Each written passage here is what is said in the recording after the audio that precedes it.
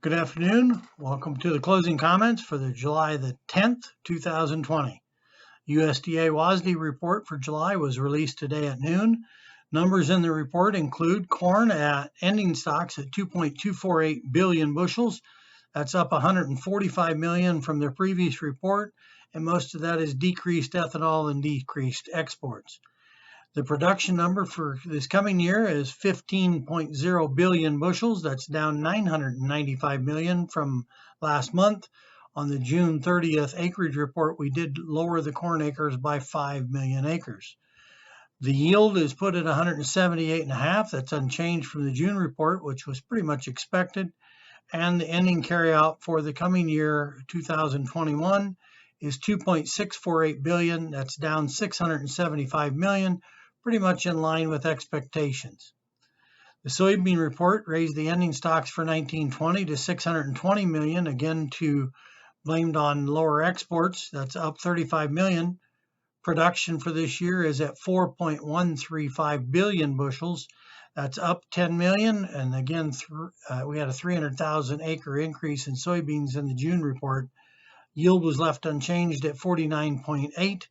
And the carryout for next year is at 425 million. That's a 30 million increase brought in from the carryover from 1920. The wheat report had ending stocks for 1920 at 1.044 billion bushels, had production of 1.824 billion bushels, and the ending stocks for 2021 at 942 million. That's up 17 million, and most of that is from the carryover increase for the 1920 crop year. As I said, the crop report was pretty much in line with expectations. Markets after the report were released were pretty consistent with where they had been. Beans were down 3 to 4, corn down 1 to 2, and wheat up a few cents.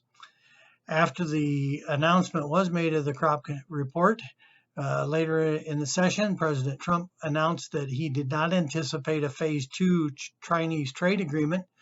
And after that was announced, that put pressure on the markets. And at 1 o'clock, when the weather was announced, they increased the rainfall content for the Eastern Corn Belt, including northern Indiana, Ohio, parts of Michigan, and Illinois. And that along with a report that was certainly not a bullish report, did not support this market. At the end of the day, we had corn down 10 to 11 cents. We had soybeans down 9, and wheat rallied back to close up 9 cents. We continue to see good demand for wheat on fears of Russian, Ukraine, and European crops being damaged. The dollar today was down 53 points. Gold was down 20 cents, and silver was up 133 points.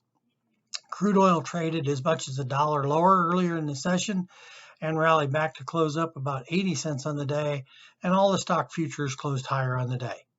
Thank you for watching.